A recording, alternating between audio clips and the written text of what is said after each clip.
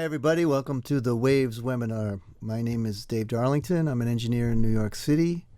And today we're going to talk a little bit about dance music and explore some of the techniques that we use to mix hot dance tracks, some of the tricks of the trade, a little few tips. And we're going to use a lot of Waves plugins to get some of the sounds that you've been hearing in the clubs and on the radio. Dance music is particularly they pay particular attention to sound in dance music because, of course, it's all about the sound. It's all about how it affects your body in the club, makes you want to move.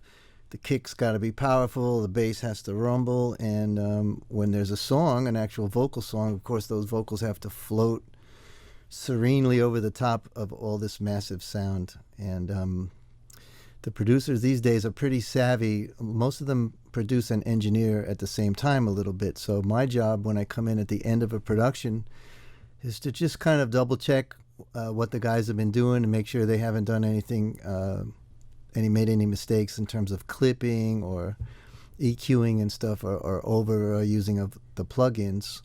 So, but I try to share my techniques with all the producers I work with so that they can get their production really close to done before I come in at the end and just kind of oversee the ending. So today we have a couple of songs to look at. The first one is from the guys at Subliminal, Eric Murillo and Sympho Nympho, which is Harry Chuchu Romero, and Jose Nunez. And it features the singer they've been using for a long time, who's fantastic, Shawnee Taylor. And you've probably heard a lot of songs from this production crew and from her because they're major players in the market. So the first thing I like to do when I get a song is organize the tracks by families of instruments to see what's really going on, so I can get a good sense of how the song is laid out. And you can see I color coded everything. At the top is all the drums. This purple line is a couple of bass parts. The green is the keyboards. This reddish orange is the effects, the swooshes and the white noise and stuff. And the yellow is backgrounds, and the lead vocals are down at the bottom. This one is Shawnee's lead down here, and then there's a couple of extra guest appearances by a singer from Miami named Sigara. So we lay those out in the mix window, the same as we lay them out in the arrange window. I like to color code them because it's really easy to see what's going on right away. Here's the keyboards, here's the effects, here's the backgrounds, leads, and these are my buses, and these are my effects. I like to set up effects at the beginning of the mix. Usually I'll have a hall and a plate in terms of reverb, and then different tempos of delay, quarter note, eighth note. I use a different reverb for the voice so that the one reverb plugin doesn't have to do too much work, and then maybe some special effects, but we'll talk about those as we work our way through the tune. So let's just play a little bit of it and see what it sounds like, and then I'll explain what I'm doing.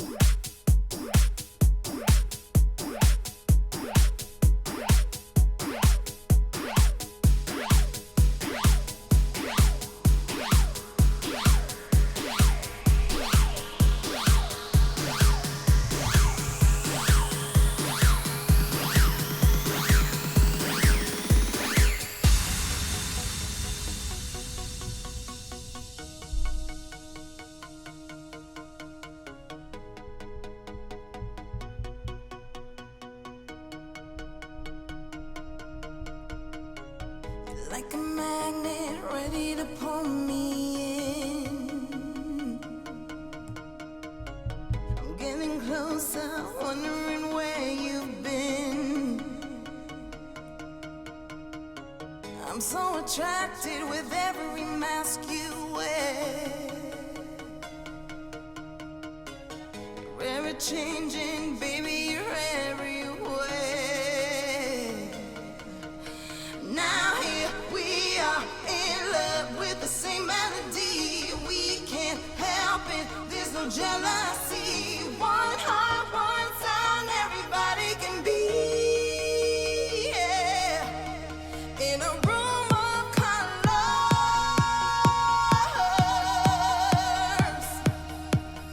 with every face I see, like a familiar lover.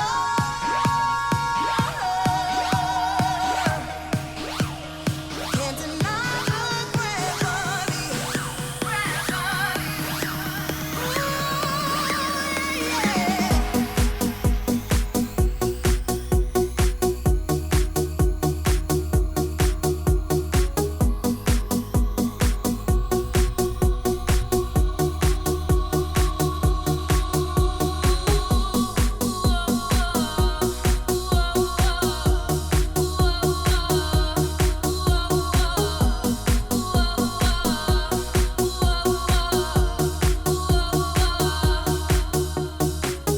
I was led. Okay, that's the basic form: the intro, the verse, the pre-chorus, and the chorus. Then there's another verse and a breakdown. We'll get into that later. So the first thing I do on a dance mix, of course, is start with the drum. So here's our drum family, and obviously the kick is very, very important in dance music. So what I'll do is mute everything else. Hopefully the mutes are not automated. And cycle a section of drums where everybody's playing.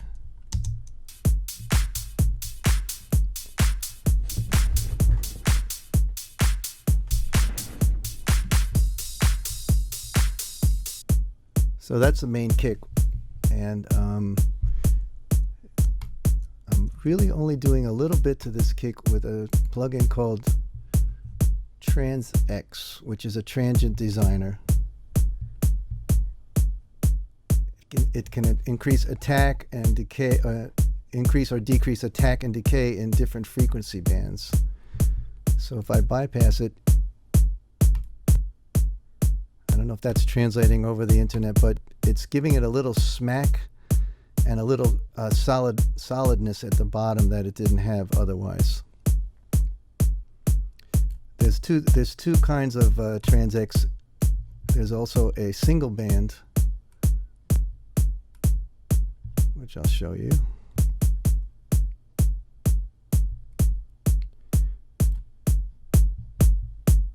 So that's just giving us more attack. We can less attack, more attack.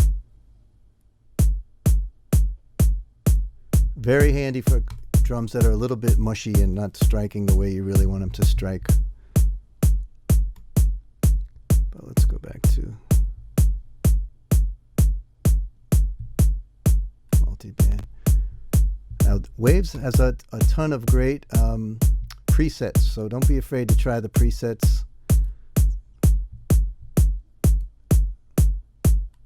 These are great engineers that have developed these for their productions, and you can use them too.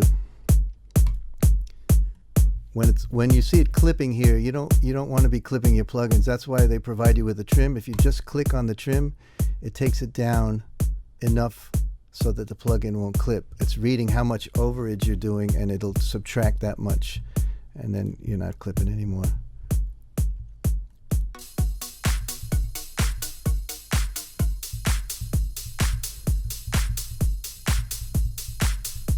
Here's our claps, the backbeat. I'm doing two things on the claps. This is a pretty typical technique for widening things. You'll notice in dance music often things seem very, very wide, even though the original input is a mono signal.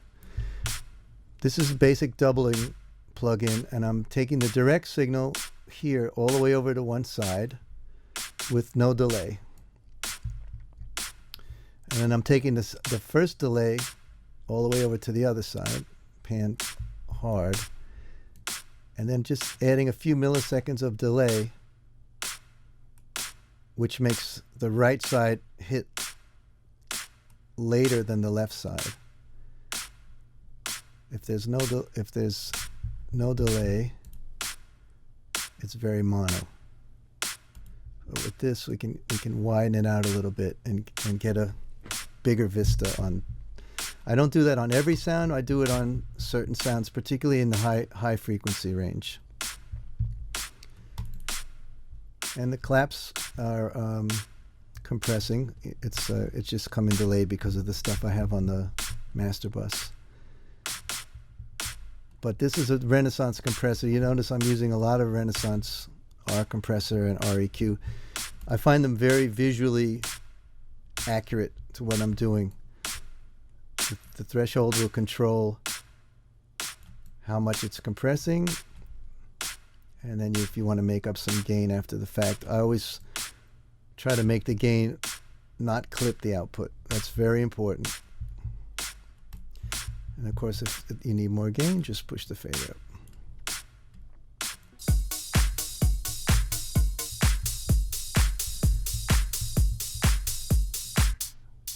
Regular hi-hat loop. The open hat loop, I'm widening that a little bit with the same technique on the doubler, less so. We need to bring that down so it stops clipping.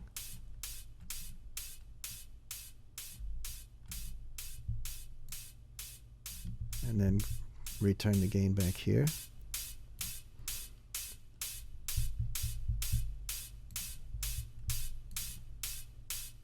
This is, of course, also being compressed. It just kind of holds it down in. That's probably a little much.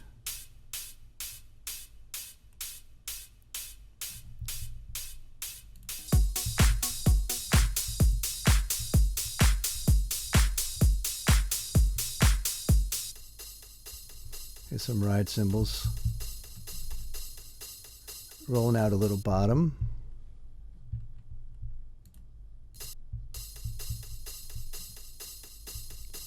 I bet that's probably hard to hear, but I'm just making sure that there's no mud down at the bottom to interfere with the kick drum. And the same compression. No, actually on this one it's a little different, I think. Yeah. This is a technique called side chaining, which I'll get into a lot more with the synths and also on some of the master buses. But what's going on right here is even though it's not playing, you see the compressor working still. That's because the input to the compressor is right here, which is audio 3, my trigger track. This is a pretty common technique that really was expanded in the dance world. It was first made popular by Daft Punk and groups like that back 10 years, 12 years ago, and now the Europeans have really perfected it, and Americans are starting to do it, and it's made its way into the pop marketplace. This track right here is what I call a trigger track. It's just a bunch of kicks on 4 on the floor, straight quarter note kick drums, and the output is going nowhere. You're not hearing these kicks, but I'm using them as a trigger for the Renaissance compression. When I don't have any trigger going in, there's no activity. But then when I put this on, so every time the kick hits, the sound decreases.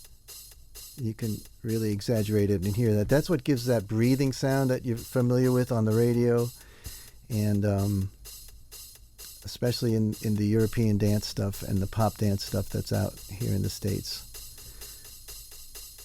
So the same thing, threshold will increase the amount of activity, and then you can make up the gain or not depending on what you need.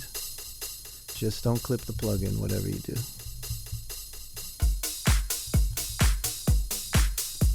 Then we just balance it to get it sounding the way we want it to sound. If we need a little more kick, we go here to the automation.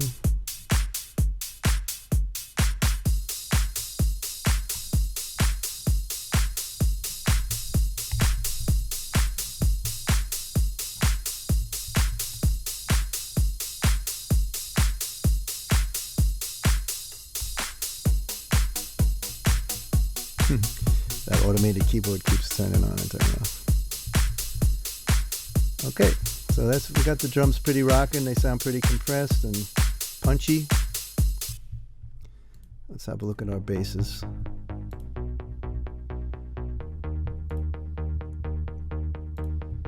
Okay, there's a very good audible example of the sidechain compression.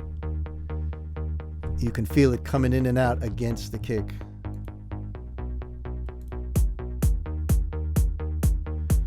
It's a great way to make everything seem loud because all the sounds are very striking and hard when they come in, but they're not really fighting with each other because the kick is hitting and the bass is going away when the kick hits, and then when the kick is away, the bass comes up. Now, even when our audio kick that's in the song, it stops, the bass keeps doing that pulsing because of the trigger track. So that's what's going on with the compression. This is a little EQ. I'm rolling out some dirt. We don't want the bass fighting with the kick down below, and we need a little audibility of the notes, so the bass resonance is in here somewhere. I might want to just take this down so we're not clipping. Now this is a really good plugin. Of course, you know that Waves has engaged some really high-end engineers to create their own series of plugins. This is the Chris Lord Algae series, and it's made to be pretty simple but really effective. So there's just 3 bands of each parameter that you want to work on. So you can't really get too lost from low to mid-low to high lows to high highs, mid highs, low highs. So we're boosting a lot of top here. This is the compression area. We're really smacking the compression, and we're really adding a ton of sub. No distortion, and we're using the spreader just a little bit to give it a little width. That's what the bass sounds like without it. So you see we're really using that to help cut through, especially this upper area here. Probably use a little more of the lows. And once again, be careful not to clip. So let's see how the drums and bass are working together.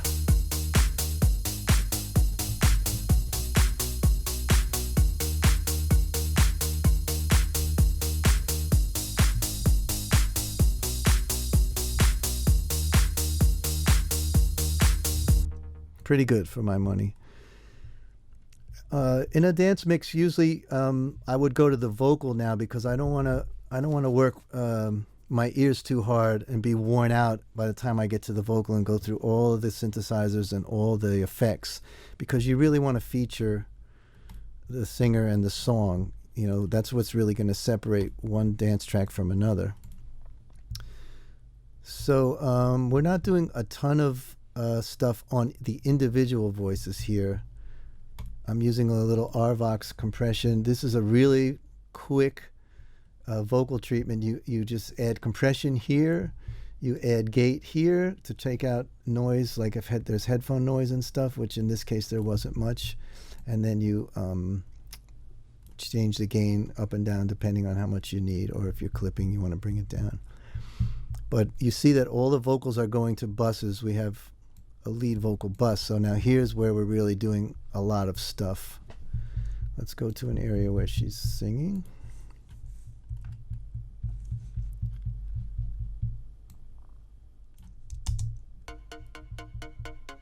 You're like a magnet ready to pull me in. Okay. I'm getting closer. Let's see what we're doing in terms of the voice, what I'm doing. Here's a pretty drastic EQ. One of the things I like about Renaissance EQ is the graphic representation. You can, if you think of this as the frequency spectrum, you can easily see what we're doing. We're taking all the mud out of the bottom. We're taking a dip out of the room sound, which is 3.5, 350. We're boosting it up in the chest voice, 1500. and we're shelving up from 6K. We're adding a bell at 5 and a shelf at 6. That's the air.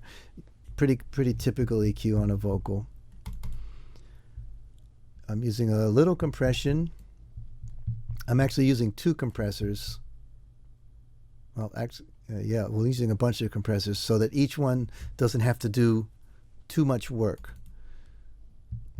Just a slight bit on the Renaissance compressor. The CLA is taking off the peaks. And then we're going through the CLA vocals, which is a really modern poppy sounding treatment for voice. I'll show you what this is doing. You're like a magnet ready to pull me in. Okay, here's without. I'm getting closer, wondering where you've been. Now the same with. You're like a magnet ready to pull me in. You can hear that nice sizzle on the top end. That's this area here, the bite. We're actually taking out some sub. We're below 0 on the sub. The push is the compression, so they're compressing again. There's a little verb, a little slap, and a little widening going on the lead with this.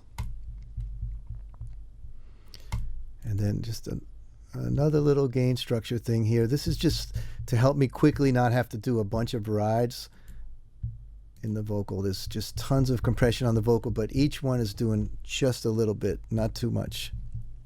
As long as you're not clipping, there's no harm in that. You're like a magnet ready to pull me in. You see how even it is across the. I'm getting closer, wondering where you've been. Dynamic range. Shawnee has a ton of dynamics. Attracted with every mask you wear. You're ever changing, baby, you're everywhere. Now here we are in love with the same melody. We can't help it, there's no jealousy. One heart, one sound, everybody can be. Yeah. In a room of colors,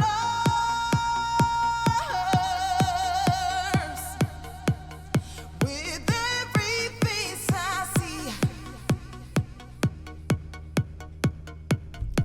like a familiar lover.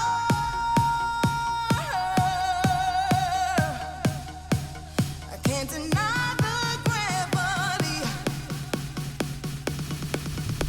So you could see as she built up into the pre-chorus and the chorus, the LA2A started, the CLA2A started working harder.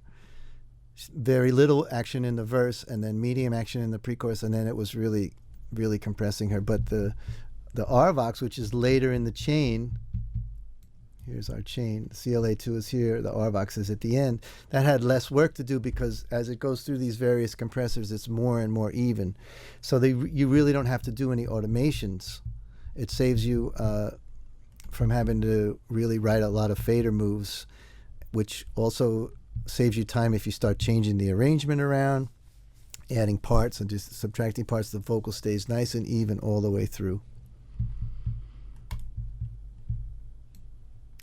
So I'm doing very similar stuff on the backgrounds. Once I get a signal chain that I like for that particular recording, I pretty much use it. And there's some background answers, which I treated with a telephone kind of thing. The vocal treatment is the same until we get to here. And you can see I just made a bell-shaped curve, roll off tons of bottom and tons of top, and I'll play that for you. That's, where are those things?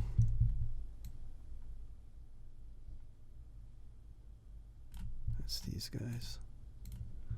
I'll play all the backgrounds.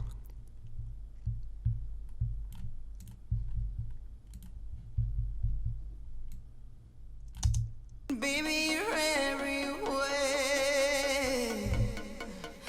Now here we are in love with the same melody. We can't help it, there's no jealousy. One heart, one sound, everybody can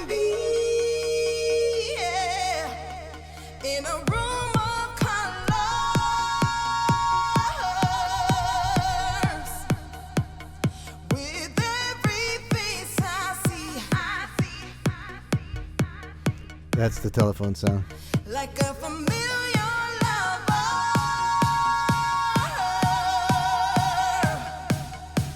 I can't deny the gravity. Ooh. Just a little technique to separate some parts from others. And a technique like that in mixing, I would always discuss with the producer to make sure they were cool with the idea. As I said at the beginning, a lot of these treatments are started by the producers themselves. All these guys are very good engineers and programmers in their own right. So they come up with a lot of this stuff, and then I just fine-tune it for them. I don't want to claim credit for something that they did. Okay, so we got the vocals sitting on the drums pretty good, and let's start listening to the middle parts of the music and see what's going on there. Go to a section where all that's rocking. Now here we are. Let's see, maybe here. I was left, but baby, you made me right.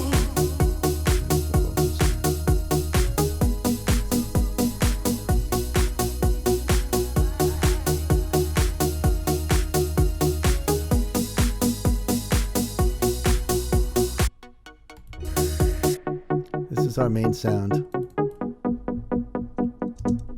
So we're using a Renaissance EQs, Renaissance compression, for the same reasons. As I said before, very easy to visualize what's going on. I'm just rolling out the mud at the bottom. You kind of want to take all the mud out of things that aren't, even though you want your synths to be big, they don't need a lot of subsonic information. You want to leave that room for the kick and the bass pretty much. And the compression is, again, side chaining. Let's see that working.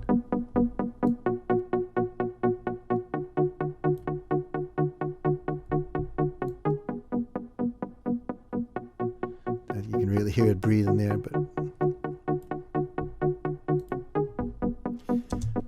now one trick, Jose actually taught me this trick. He started thinking of synthesizers like guitars in rock, so we started throwing the CLA guitars on here, and it really sounds good.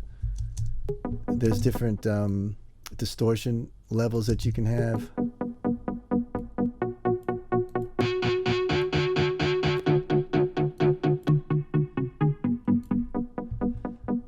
Or not. And then you have the same basic things, bass and treble, compression, reverb, and these reverbs just really seem to fit synths and guitars are mid-range instruments, so we really like the way these things sound. So we're using those quite a bit on a lot of the synths in different ways. You can see we just kind of mess around with the knobs until we get something that's interesting.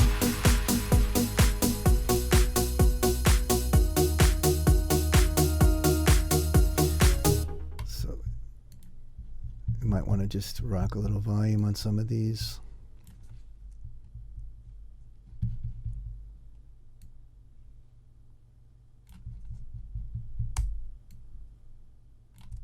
You can see we have volume rides just for the arrangement's sake, where it gets intense and less so.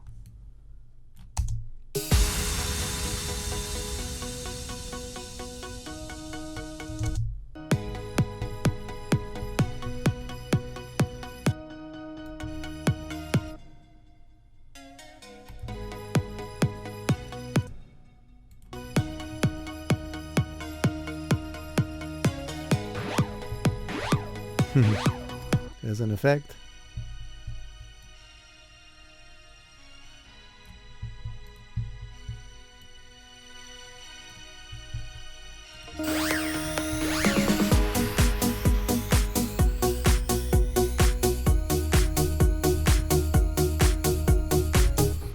And the very last area is the effects. No dance record would be complete without swooshes and white noise. We call it weather. Let's see what's going on here.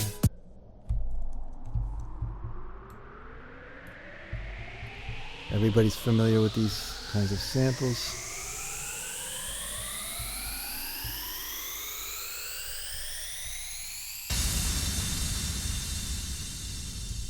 Now, one interesting thing we did with waves on one of these, Harry came up with this, I think. He added a pitch element to it. We used the doubler, like I showed you earlier, to spread it. Quite a bit, actually, 24 milliseconds. We're side chaining with Audio 3. But he also used this pitch shifter at a critical moment.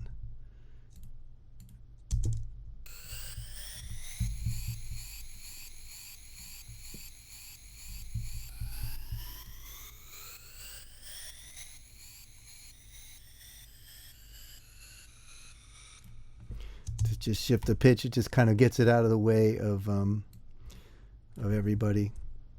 It's also bringing the volume down. And gives a little dramatic flair right before the breakdown.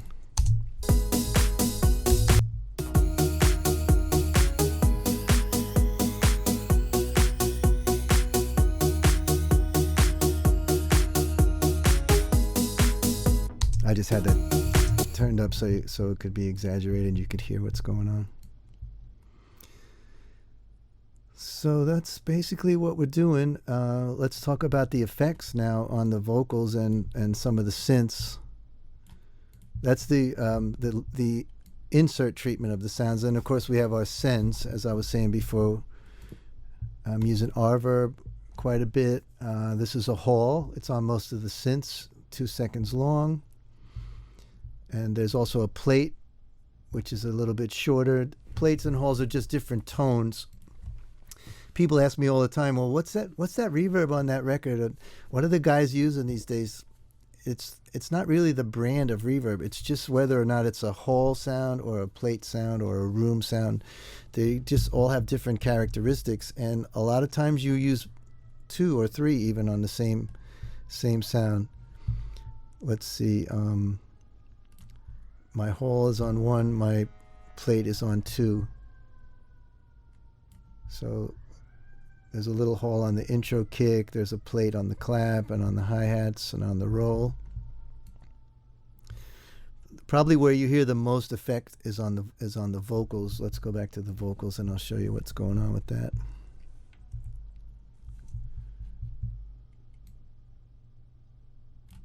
Ready to pull me in. I'm getting closer, wondering where you've been.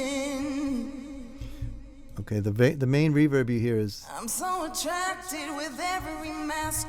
This hall, and I've rolled off the top of the hall, so there's not a lot of sizzle to it. Ready to pull me in.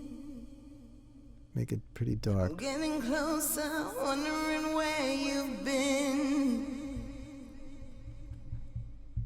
I'm so attracted with every mask you wear. You're ever changing, baby, you're everywhere. And some of that verb is also coming from now here we are in love with the same melody. We can't help it. There's no from the CLA. The verbs in the CLA are really good. We often use the tight one and then add a little bit of others. So we're using 2 kinds of delays, which is a quarter and an eighth note, and I really love the H delay for that. It's very easy to set. It rocks the BPMs for the tempo that you're at automatically. It's even got a little analog background noise if you so desire, or not. And it's really easy to filter. It's got a high pass and a low pass here, so you can filter it down if you so desire. But in our case, we were using them straight up. Ready to pull me in. Let's see what's going on here. I'm getting closer, wondering where you've been. I'm exaggerating the vocal verb so you can hear I'm it. so attracted with every mask you wear. You're ever changing, baby, you're everywhere. And you can see from my bussing that I'm using it a lot on the backgrounds. 6 and 7. is delays. This is just an eighth and a quarter. An eighth and a quarter. One side being an eighth note, one side being a quarter note. That just gives you a little stereo pan delay without too much repeats. That's on the backgrounds.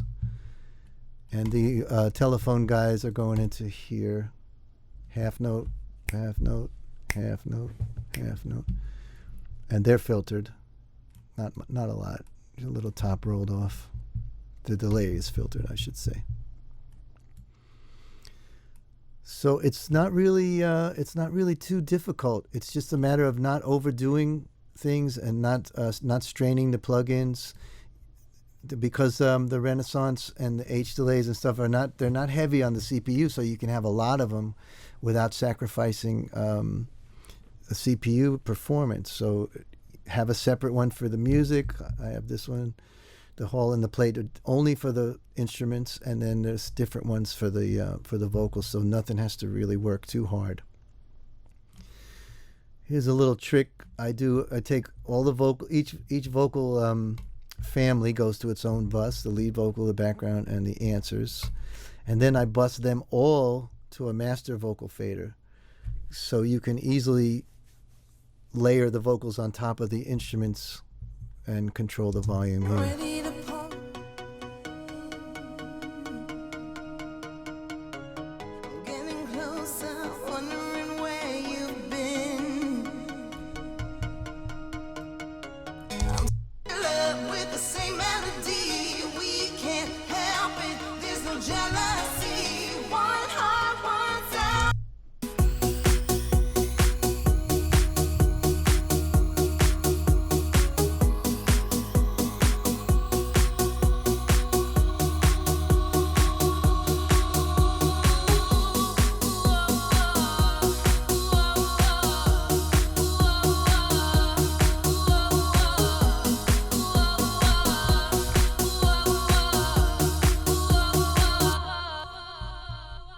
So that's a good way to control your vocal level in relationship to your track.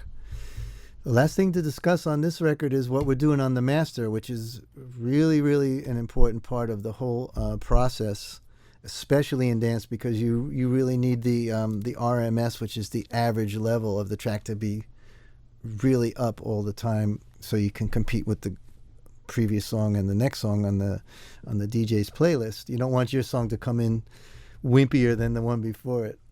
But before that, I'm just doing a little bit of a mastering EQ. This is the linear phase EQ, which is very, very accurate in terms of phase shifting. You don't introduce any phase anomalies when you increase or decrease frequencies here. So we're just doing a little bit at certain points, some sub 100. A dB at 100, a dB at 250. That's the warmth in the bass. This is the bump in the kick, the low end of the kick. 3K is the bright area, the upper mid range. This claps, the upper mid range of the synths. And then we're adding another dB. I'm adding another dB of sizzle here at 10K, 9900. A little bit at 5. And then I trimmed it down quite a bit because obviously my mix was probably overheating the master fader. So I'm subtracting actually 6 dBs. Let's see if it's accurate. Yeah. That way I'm not clipping the master bus. And then the way to get volume is, this is my new favorite master compressor here. This is a multi-band. You can see there's 5 areas of frequencies, and it's compressing all these frequencies to total the amount that you set at the threshold.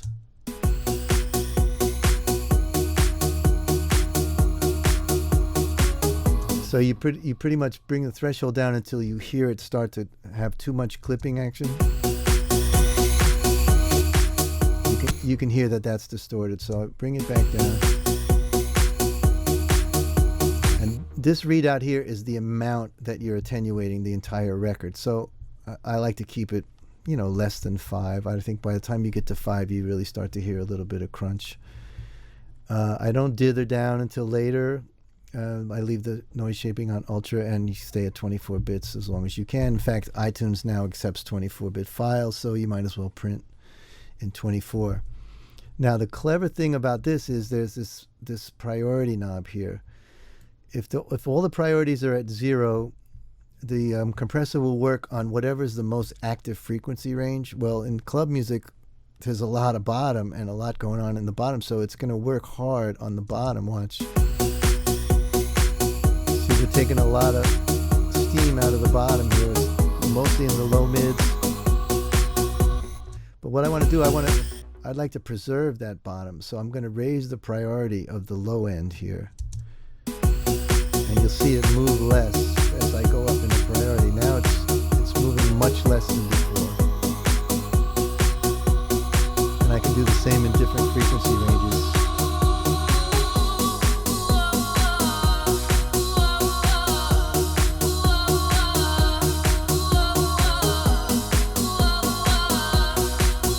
So you can actually sculpt an overall EQ using this thing between the priority and the gains, if you need a little gain on the bottom or whatever. But a good place to start are their presets. There's a ton of really good presets. I like to start here at that one, and then just set it how I like it. I find they're all really good starting points. They sound different, so I go through them and see which one's most appropriate for the record I'm working on, and then I adjust it to do what I need it to do.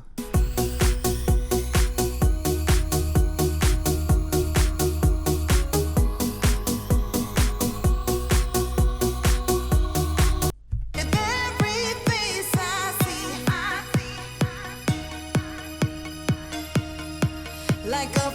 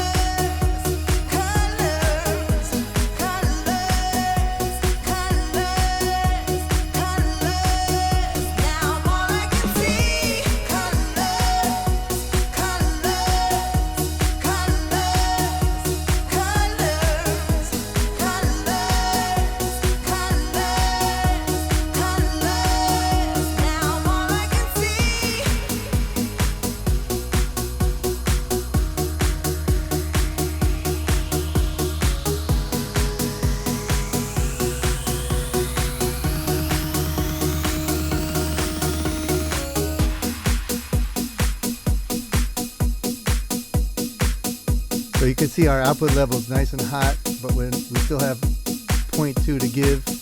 That has to do with the output ceiling right here. So on the peaks I compressed 6.3 dBs. That's probably as much as you wanna compress. But I feel like the record is nice and hot, but it's still very clear. And that's kind of my mastering engineer's job. But these days the main engineer does both of those things in dance. So I hope that showed a few tricks and techniques, which we can discuss later at the end of the pre-recorded part. I have one other song that I wanted to show you some techniques on.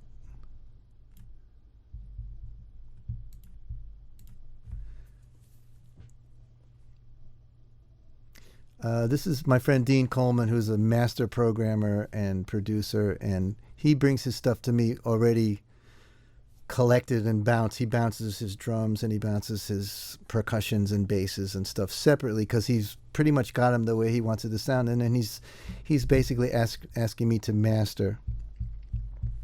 So, which is exactly what I did. Here's the drums, percussion, bass, synths, strings, and effects.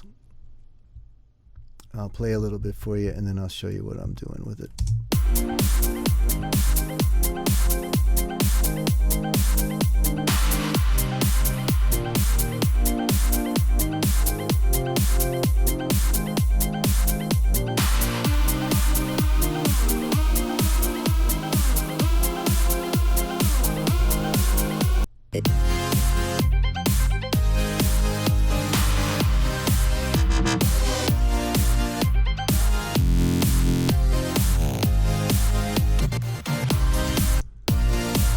So you can see my master fader right here. Let's see what it sounds like without any of this.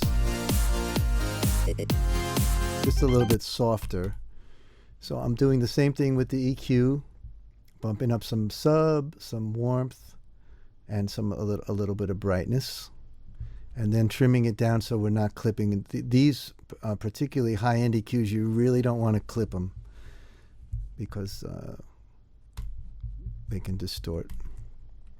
After that, I'm using the Waves SSL compressor. This is the compressor that was in the center section of the hardware SSL boards from the E series all the way up to the J and K series. It's, the world's best known master bus compressor.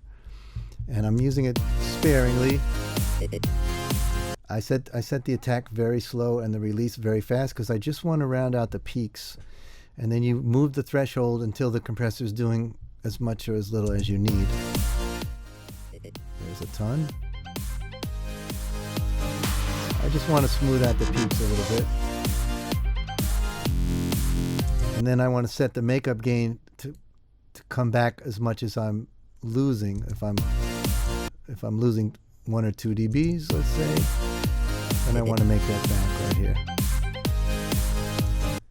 And then last we go to my good friend.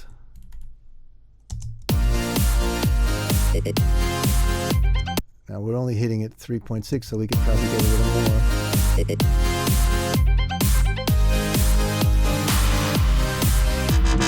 Once again, we give priority to the foot and bass.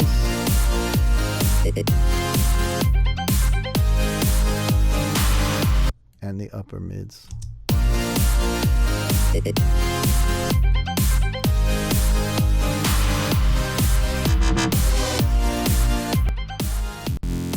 Without mastering.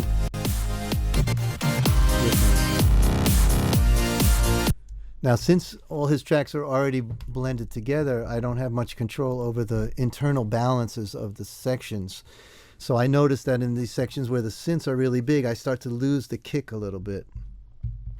So here's a good example of when you would want to use bus compression. So we'll take all the music except the drums, and we'll send them to a bus, which I had already made before the movie, called Bus 1. Okay.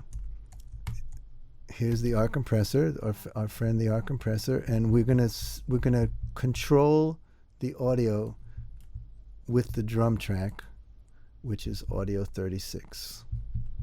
That's our drum track. The drum track is going to control how much compression we have.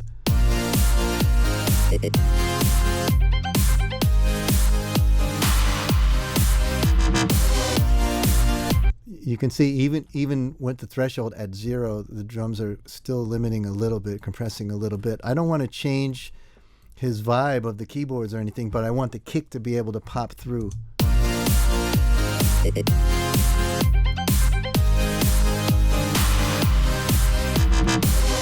Without. You can hear without it that the synths are overriding the kick a little bit. When I turn it on, every kick beat sounds strong and clear.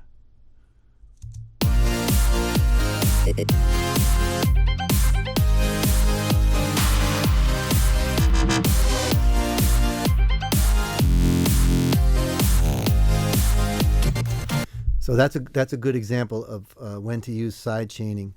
And side chaining can also work to help pop your vocals out. Let's say your vocals are getting drowned out by a big synth, big bunch of synths. If you bus all those synths to a common bus and then sidechain with the vocal just a little bit, then when the vocal tries to come through, it'll push the synths down out of the way. So there's quite a few uses for sidechain compression.